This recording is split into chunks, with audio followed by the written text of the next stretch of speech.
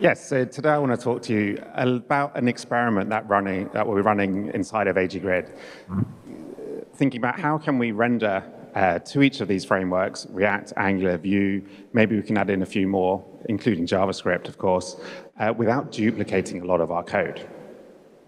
So sometimes the logic that we're all going to be writing, especially for the products that we've got, like AGGrid, Charts, and Studio, is too complex to live in a component itself.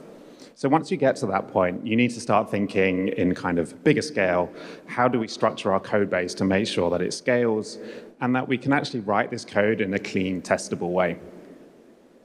So one of the first things you might reach for is the MVC approach. So you've got your model for your data, you've got your controller, which contains a lot of the logic. So like, which rows should be rendering when we're doing virtualized scrolling. That doesn't really live in a controller, a component in itself. It's more like the actual data engine behind the grid. And then you have your view. So we actually still need to render this to the DOM, and that's the part which actually then starts interacting with the frameworks that we support.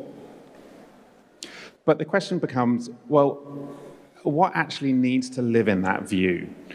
Because if our views are complicated, that means that we're going to have to duplicate quite a lot of the work for supporting JavaScript, for Angular, for React, and Vue, and any other framework that we want to support in the future. So the experiment that we're doing is how far can we push this? So if we look at the Vue code, we might be thinking, well, okay, do we actually need event logic in the Vue itself? And the answer is, well, no, we don't. We can do this via JavaScript. Do we need the state in the components? Again, no, not really. We can manage this within our own JavaScript data engine itself. So we could remove those as well.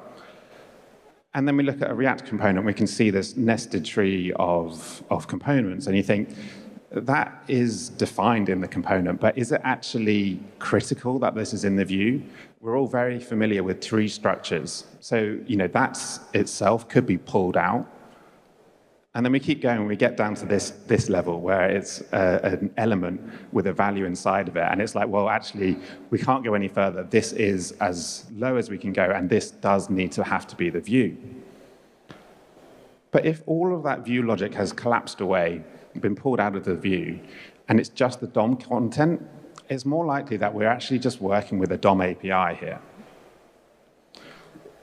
And every framework is expert at rendering to the DOM. So at this point, we have pulled all of the logic out into our controllers and into our JavaScript logic, and then we're actually just going to offload the rendering to each of the frameworks. So this is where we can kind of come up with this very precise interface, which looks a little bit like the DOM, and it's this thing of, well, have I got children? Are they changing? Or am I just trying to display something myself? And then what you might get is something that looks like this. I'm not going to try and focus on the specific implementations because it's still evolving, and it's probably not code that we're all going to want to be writing. But the simple idea is that actually, instead of defining all the different elements, say like a table or a row or a cell within that row, we can just have this generic component which knows how to render itself and then recursively go through its children. And instead, our components we can define in this new kind of shared language to say, well, this is the kind of the element that you want, a div, a span, and what your children are.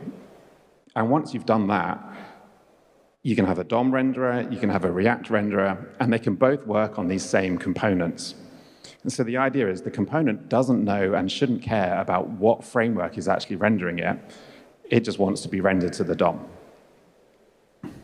So this is the experiment that we're running inside of AGGrid at the moment, because we want to see how far can we push this. If we go down this approach, instead of having handwritten implementations for the different frameworks, can we collapse that all into one thing so that we can move faster, ship faster, but we have to make sure that performance doesn't get hurt.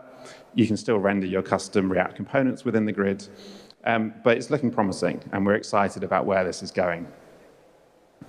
But I think, there we go. So it's all about writing the logic once, and rendering it natively. But maybe the better takeaway for everyone here is not these specific details, but it's this new idea of thinking that doing these iterations, doing these experiments has become so much cheaper. Like that, we've probably all had these ideas about, well, I think this area of my application or this part of my code could do with some improvements, but we don't have the time, maybe, to fully experiment and to work through all the side effects of that. So this is where I think we can really leverage AI. We can throw our ideas at it and let it do the grunt work for us. So I would encourage you all, explore freely, ask what if it can do this, and then finally, keep curious. Thank you all.